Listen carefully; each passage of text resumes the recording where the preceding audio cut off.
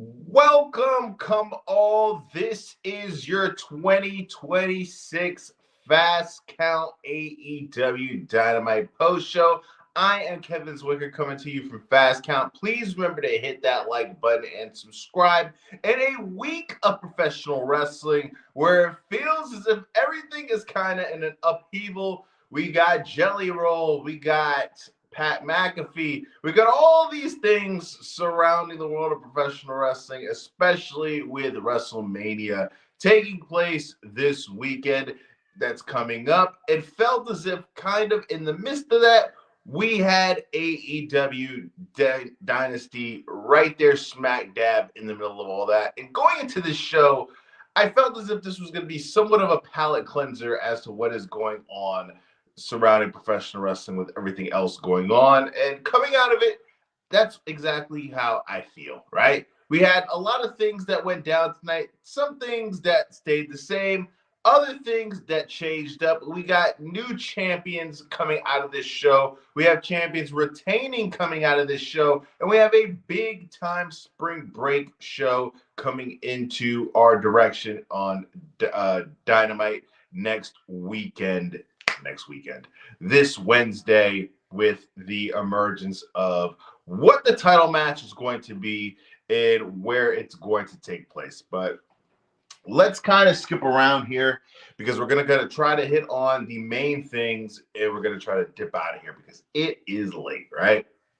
Heading into this show, the main attractions, at least in my mind, were Jon Moxley versus Will Ospreay and Kenny Omega versus MJF, right? And coming out of this show, I don't think that either of these two matches disappointed, right? I think that there was a lot of curiosity coming into this show as to what Chris Jericho was going to look like with the match between FTR and Cope and Christian. And I feel as if, for the most part, every match to an extent delivered coming out of this show. And it's unfortunate because it looks as if coming out of this show, Gabe Kidd actually suffered a separated shoulder. That's what's coming out of the Dave Meltzer camp. And it kind of explains why we got the title change so quickly as we did. We saw the emergence of Darby Allin coming out of this show with a big time victory against Andrade, setting up a match this coming Wednesday for the AEW World title in Washington, Darby Allin's home state. He also described that the city of Washington that this match is going to take place is where he started his professional wrestling career. And it makes a lot of sense. And it's interesting now because we're setting this up for Darby Allin wrestling MJF for the AEW World title on a show that is going to be sentimental for Darby Allin, somewhat of a homecoming show. And we're now currently on the road to All In. All In, July, the big time show. And it's going to be interesting now to see where the world title is going to be heading, because I think everybody kind of figured that Will Ospreay is going to be the guy who is going to win the Owen. And he's going to be the guy who is going into that show, is going to be the challenger for the world title. And now it feels as if things are kind of up for grabs, right? With Darby Allin possibly winning the title next week, which I don't think is impossible.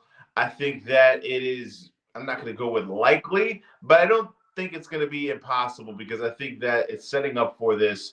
And with MJF being in the position now where he's a guy who has multiple different guys who are kind of hunting him down. Yeah. Darby Allin, obviously, and with the schmaz finish we got with Kenny Omega tonight, this could be a guy who's vying for a rematch. Swerve Strickland is still kind of in the shadows lurking. We have Andrade, who has claimed that he wants a shot at the world title too. And I think that he's going to be notched down a little bit below those other guys after losing tonight. But it's interesting now because the title picture isn't as cut and dry as it previously was before. It's also going to be interesting to see what we are going to see with the women's world title scene now, too. With Tekla picking up a victory against Jamie Hayter, it feels as if the competition is kind of running a little bit dry, with Toni Storm out especially. And it feels as if we're inevitably going to get the return of Mercedes Moné, especially now with her dropping all these titles it looks as if that she's going to be able to solely focus on the AEW Women's title and set up that match between her and Tekla at All In, because I think that the plan going into that show, it wasn't going to be Mercedes kind of skipping the line and going in that direction. But I think with the absence of Toni Storm that we're going to get for the long term, I think it kind of makes sense that if the direction was going to be Toni Storm being the one who was going to be challenging for that title at All In, I think it makes a lot of sense to just swap her out with Mercedes, who is either 1A or 1B, the biggest name in the AEW's women's division right now. Also, we saw the return of Camille. Camille, we haven't seen her in almost 2 years. Last time we saw her, she was Mercedes Moné's bodyguard. She has been gone filming American Gladiators, but as we all, or if some of you don't know, I'm sure they weren't filming for a whole year. Wardlow is also on that show as well, but he's currently suffering an injury, I believe. So we saw the re-emergence of Camille, and we saw her attack Willow Nightingale, setting up a potential feud down the line between Camille and Willow for the TBS title. And it's kind of interesting the way that the show went down, because we started off the show with the Bucks against Takeshita and Okada. And I started thinking about this when I was watching this match, and I started to get the realization that if we look at all of the Young Bucks' pay-per-view matches in a totality, right? I don't think that there's anybody else on the AEW roster that has a better catalog of pay-per-view matches than the Young Bucks. We saw them go up against Okada and Takeshita, and going into this match, we've seen for the last several months this build-up between Okada and Takeshita, them being the members of the Don Callis family who don't necessarily get along, aren't on the same page. And throughout this whole match, we saw the Bucks and Okada and Takeshita. We saw Okada and Takeshita butt heads multiple different times. And it got to a point where things just boiled over. And Takeshita and Okada were going blow for blow with each other. Then we saw the Bucks set up Okada for a BTE trigger. Then we saw Okada be left for dry by Takeshita. Takeshita lets Okada get a case of the beats. The Bucks, 1, 2, 3, they open up the show on a positive note. And the sequences was interesting because they opened up this match pretty hot with that match. And then the second match on the show was Chris Jericho and Ricochet. Jericho, somebody we haven't seen in the ring in over a year, somebody who, heading into this re-signing period that he's entered, was not necessarily on the best of terms with the AEW fan base. We saw prior to him making his return, people wanting him to retire, people not wanting to see him, and now we are at a point where people are happy that he's back. And it's just interesting to how those type of things go. I guess absence does make the heart grow fonder. At least in Canada. It's going to be interesting to see what the reaction the fans are going to give him once we get back to the States. But we saw him going up against Ricochet. And just to be completely honest with you guys, and I'm going to try to give the benefit of the doubt and say, hey, the guy hasn't wrestled in a year. He has ring rust, but the guy looked very slow. It's interesting where we have, it felt as if it was just a big time tonal shift with the Bucks opening up the show with a lot of, back and forth, a lot of speed, between those guys, and then things having to be slowed down with Chris Jericho in the second match, right? And we saw Jericho get a positive reaction from the people, and Ricochet, somebody who I thought was a very smart opponent to line Chris Jericho up with for his first match back, because with Ricochet currently being in the predicament that he is and not in the good graces of the people, I thought that this was a good opportunity to have a guy who has a lot of heat surrounded by him and have Chris Jericho be a guy who's trying to stay in the good graces of people. I thought that would be kind of like a shield for him. And this match was very, I'm not gonna say it was terrible because it wasn't, but you could see that it'd be a noticeable change, right? And this is one of the things why I thought that it would have made a lot more sense for him to go to WWE, because with AEW, they got the mantra, this is where the best wrestle. So we all kind of figured out, if you watch the product for any length of time, that it's wrestling. Are you a good wrestler? That's the first priority. And then everything else is kind of second and third priority when it comes to AEW. But in WWE, it's kind of like reverse, right? It's like, are you good on the mic? Do you have aura? Or do you have a good look?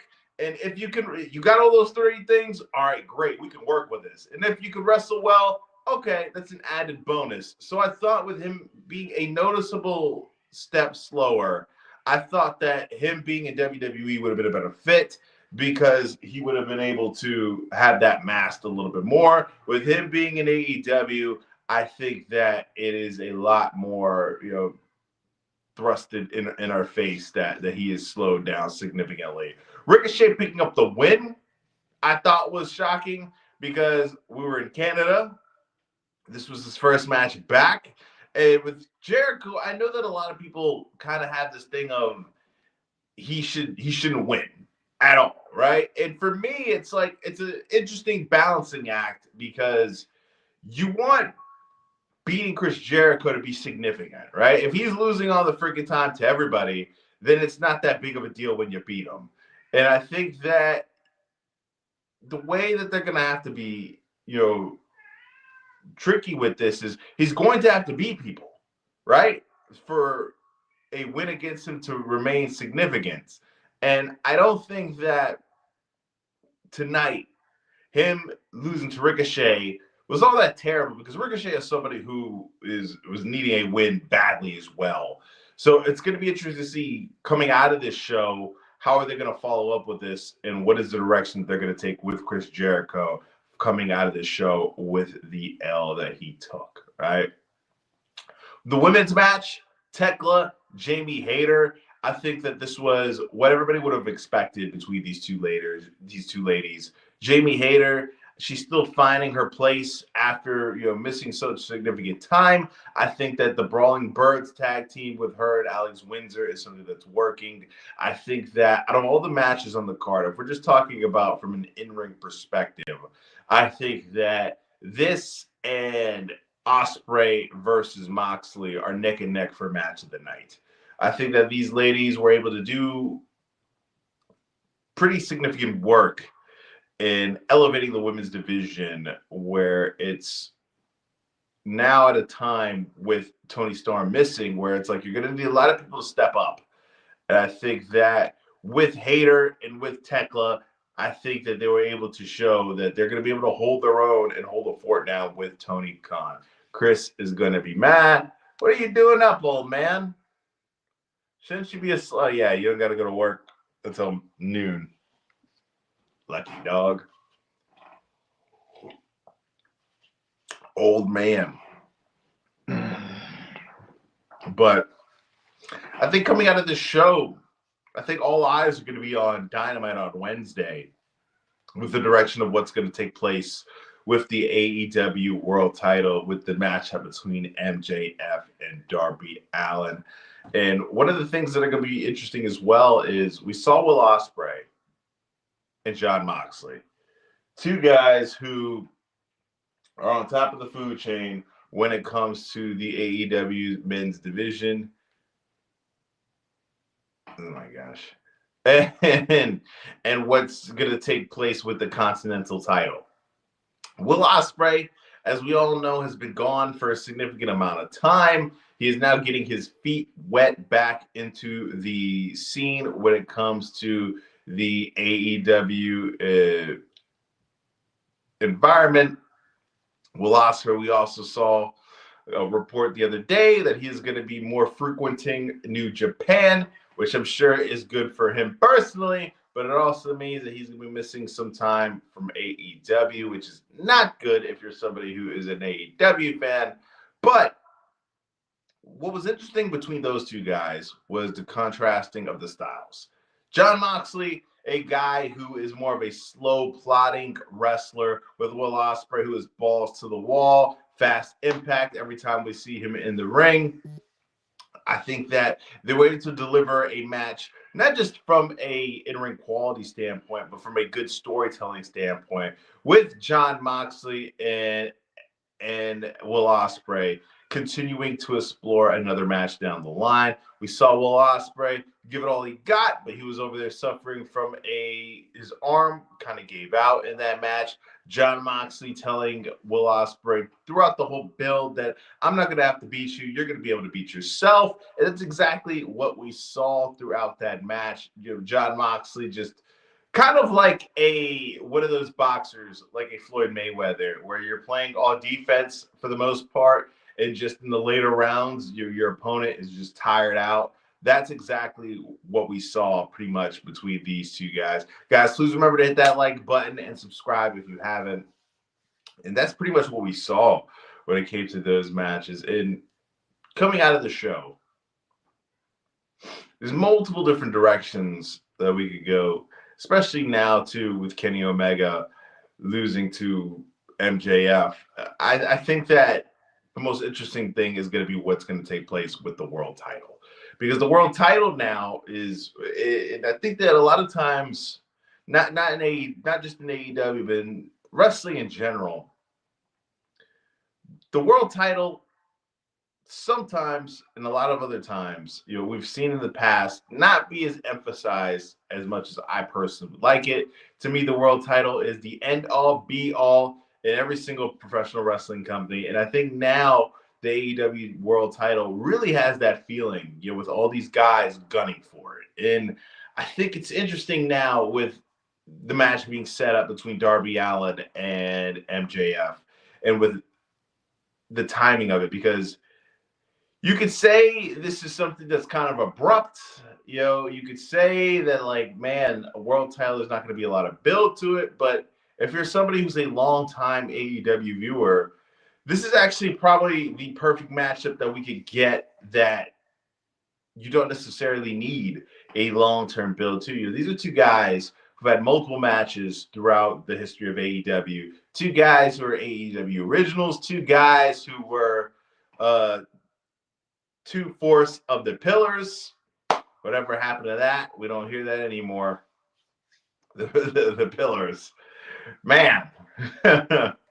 But I think that this is the perfect matchup for that. And I think that it's not, like I said, it's not impossible that Darby Allin is going to come out of this match with the world title.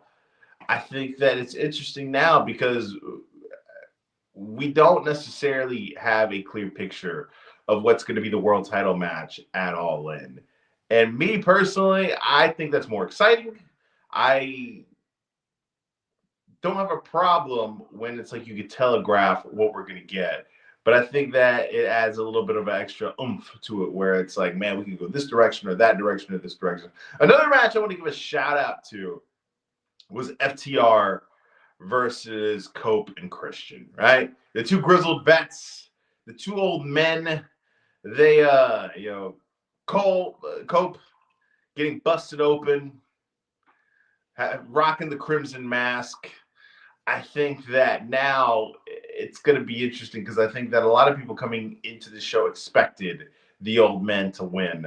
And with them not winning now, it's like, okay, where do we go? Because it's like FTR won cleanly for the most part. Like, so there's no like bid or another reason for Cope and Christian to get a title shot. So I'm really interested to see if they're going to continue this feud. I think everybody kind of thought that the right direction was going to be TLC. I think that that's a way that we could work this in now, is for Double or Nothing in May. We could get the triple threat TLC match there, right? Between Cope and Christian, FTR and the Bucks. The Bucks picking up another big time win in the opening. FTR and Cope and Christian still having that, issues being unresolved. I think that's probably going to be the spot to where we get that match. They destroyed Sammy. Why don't they talk about him? They don't talk about Sammy because Sammy's no bueno. How about that? He's not all that great. That's why they don't talk about Sammy. That's why they don't talk about him. The Casino Gauntlet. We saw Kevin Knight pick up the TNT Championship. I thought that this was a long time coming. I thought that coming into that match, that was probably the right move, especially with all the positive momentum that Kevin Knight has masked up, over the last several weeks. Being in main event matches against MJF, picking up these wins, and with Rodeo, Jet Speed, and Jet Speed and Mystico losing the trios title, I think this freed up space for these guys, and you kind of now see, the crop of guys who are going to be who are right there on the cusp of making the main event scene. We kind of know who are the main event players in AEW right now: Mox, Ospreay, Swerve, Omega, MJF, Darby. Those are probably the main guys right now, and you also got the older guys who could transition into the spots as well at any time, like Cope, Christian, and Jericho. But we see the younger guys who you can look at and say, okay, within the next year or two, these are going to be guys who are going to be factored into those plans. Kevin Knight, Kyle Fletcher, and we're seeing Adam Page. Hangman. But you're seeing the names, the guys, the two guys who I mentioned, Fletcher and Kevin Knight, really bubbling up and, catching up to those guys as to, these are going to be the guys sooner rather than later who are going to be joining them in the main event scene. And with Kevin Knight winning the TNT Championship, I think that was the right call. I think that we got some new blood with the title. And I think that the guy has a bright future. And I think the sooner rather than later, we're going to see him main eventing pay-per-views. It's going to be cool to see what the young guy could do with the TNT title now. I know that Kyle Fletcher suffering the injury was unfortunate, but I think that now that could be possibly a blessing in disguise for him, because it gives him a little bit more of a reset for his character that I think was kind of plateauing at the moment, and it gives an opportunity to see what Kevin Knight can do with the ball on his hands as well. Takeshita, somebody who I think that is right there with him as well, but with this match with Okada, that should be happening at Double or Nothing. I think that we're in a good space with him as well.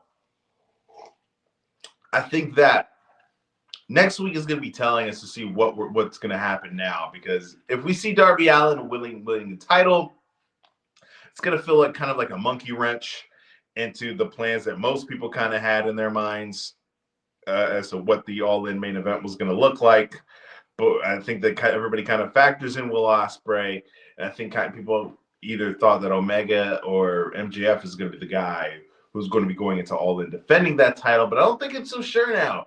And I think that, I don't know, it's going to feel kind of abrupt, but at the same time, it's not going to feel abrupt, because this is like a long-term story that they've been telling. And I think that Tony Khan has been very eager to want to put the AEW title on Darby Allin for a while.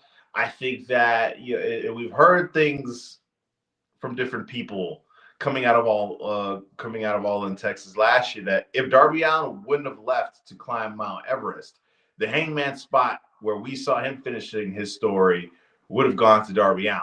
And I think that with the work that Darby's been doing lately, I think that Tony Khan has been very eager to want to see that championship be placed upon Darby Allin.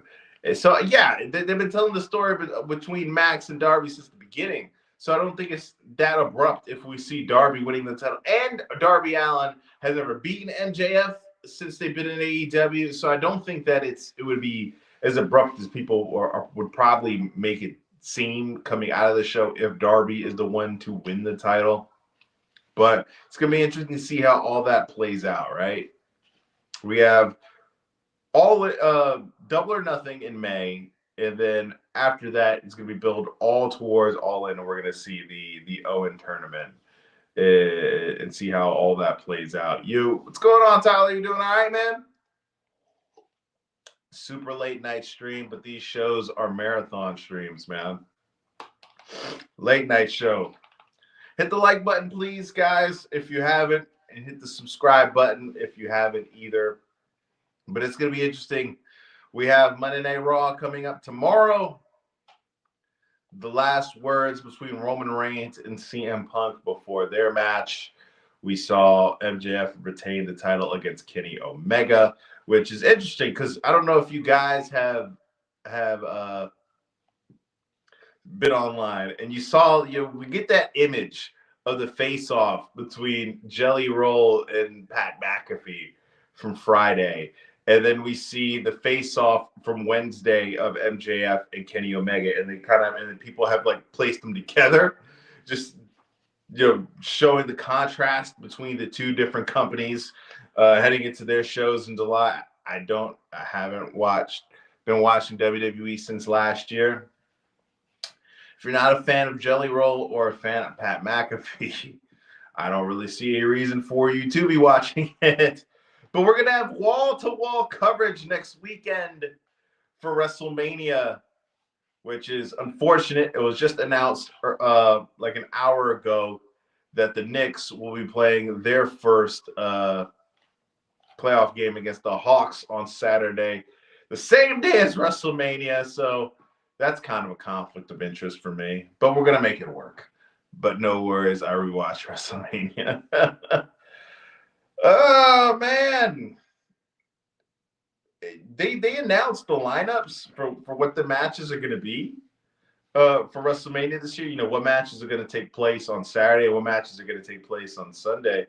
And to be quite honest, man, you can make an argument that WrestleMania Saturday is borderline skippable. Because the matches that I think most people care about heading into this WrestleMania are what? Brock Lesnar and Obafemi and Roman Reigns against CM Punk. And those matches are happening on night 2. I think that the only match really worth a damn that people are caring about is, Cody versus Randy. And I think people are caring about that more for the wrong reasons. I think the joy has been sucked out of them, due to the build. And I think people are kind of wanting to see that or kind of eager to watch that more for the car crash aspect of it and not looking forward to really enjoying the match. But like I said when I started the stream, I think that tonight was a good palate cleanser from all of that stuff that we've been seeing that has been flooding the wrestling world. And I think that the only thing really that's a negative coming out of this show was I think that we saw a lot of the old men. But they were used in positive ways. I think that we get a lot of back and forth online, right? When it comes to older guys taking up spots and all of that. And I think that there is certainly a place for veterans in professional wrestling. I think that people give guys like Edge and Christian and Jericho too much slack, too much flack, not slack, too much flack. And I think that happens on the WWE side as well, but with their older guys. But I think that if you use them in the way that they were used tonight, like Ricochet picking up a much-needed win against Chris Jericho in a credible spot, I think that elevated Ricochet a little bit more, and it adds to his more credibility because the guy was losing a lot. And I think that this was a time period where he needed to pick up a big win, and picking up a win against Jericho in Canada, I think that raises up his stock a little bit. I think with FTR beating Cobb and Christian, I think that adds to their legacy as to one of the best tag teams of the past decade. I think it's going to lead to, like I said, the triple threat between them and the Bucks and Cobb and Christian in the ladder match, which if you're a Cobb and Christian fan, cross your fingers that nobody gets hurt in that. WWE has lost its way. I think that they get a lot of interference from TKO, and I think it's interesting because you see this happen often. It's two sides of the coin. I think anytime something bad happens creatively with WWE, I think there's a side of people who defend Triple H to the hills and say this wasn't a him thing, this is all TKO. This has nothing to do with Triple H. And then there's another side of it that's like, Triple H can do no wrong, and he's just this guy who constantly cooks. Where it's like I think it's a middle ground, right? I don't think that Triple H is all that great of a booker.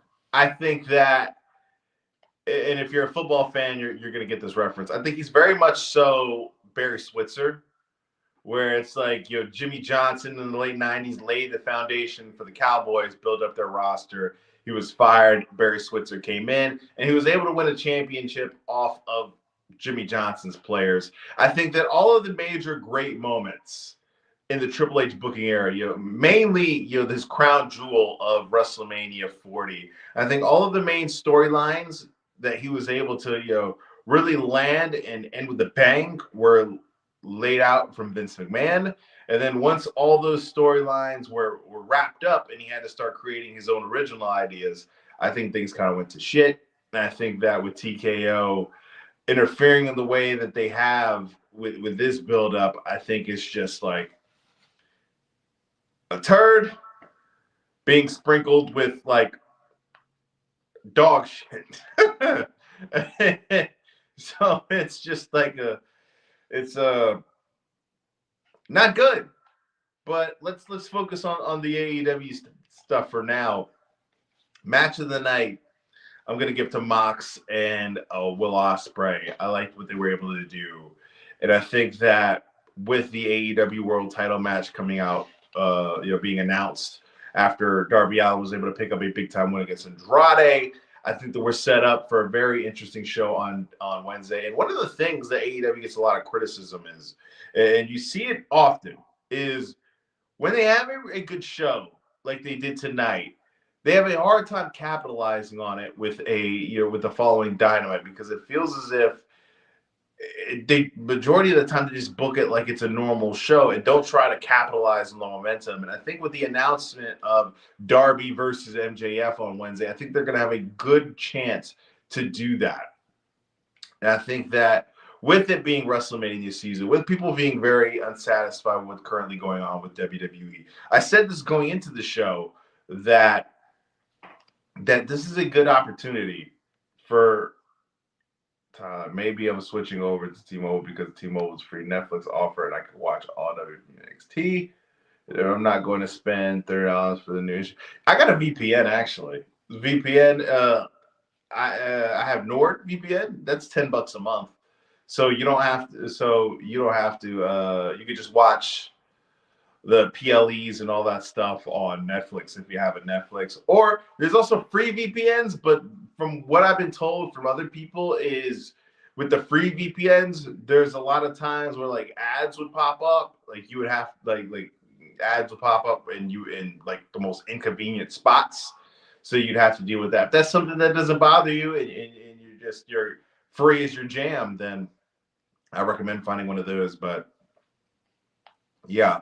I just lost my. But as I was saying, with a lot of people being dissatisfied with what's currently going on with WWE, AEW really is in an interesting position right now where there's people that probably not tons, but there's people that are up for grabs that probably have never seen AEW before and are more willing to give it a chance now with everything going down with WWE. And I think this is a really good opportunity for AEW to put, pedal to the metal and do as best as they possibly can to put out their best quality of product on screen wise that they can. Because with things reeling right now, I think this is an opportunity for them to make up some ground and gain some audiences that they didn't previously have. And I think that it feels as if there's a lot of goodwill heading their direction right now,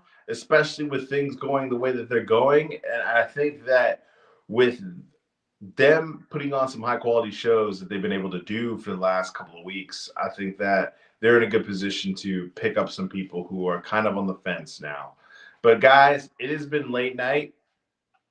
If you guys want to comment one or two more things we could talk about. If not, I think I'm going to split because it is very, very late. Also, my grandma, she has DirecTV. I can watch her if she's on ESPN. And maybe I'm switching to change my AEW too. I know about the my AEW thing, but from what maybe I didn't do enough researching, but I was under the impression that that's more so helpful for the people who are like in the international markets, not so much for the people in the States. Or maybe I got that confused with something else. Not sure. Not sure how all that stuff works, but I'll tell you this. It's kind of expensive in 2026 to be a wrestling fan if you think about it, right? If you're somebody who wants to enjoy everything, WWE and AEW, you got to pay for what? Netflix to watch Raw. SmackDown, you have to have what? It's just on regular cable, right? So you'd have to have regular cable. If you want to watch AEW, you have regular cable, or if you don't want to do that, you have to have Max. You want to have, then you got to pay for the pay-per-views. If you want to go to the shows to get any decent seat at an episode of Raw or SmackDown, it's at least $200, and that's just if you're going by yourself, not if you're going with somebody else, friends, family, or kids. AEW, their tickets are a bit more affordable, but still, I mean, you're still spending money. Then parking, then concessions. I mean, you're spending a grip, to be a wrestling fan in 2026. It's insane, man. But hey, it's what we do. But like I said, guys, I will be in AEW shows and pay-per-views. Do they show it on those? On that? I didn't know that they showed on that. But balls to the wall content over the next week. Like I said, WrestleMania weekend, you're going to get probably going to go for 2 live shows. If not, I'm going to for sure do a live show after night 2, possibly just recapping night 1 and 2, depending on how things go. If the Knicks lose on Saturday, it depends. We'll be uploading videos after Raw, uploading videos after Dynamite and SmackDown because it's a big week. Probably going video after this week's Collision as well, since it's on Thursday. But guys, please remember to hit that like button on the way out and subscribe. It would be very helpful, and it's free. Always remember that. But I am Kevin Zwicker. I'm out.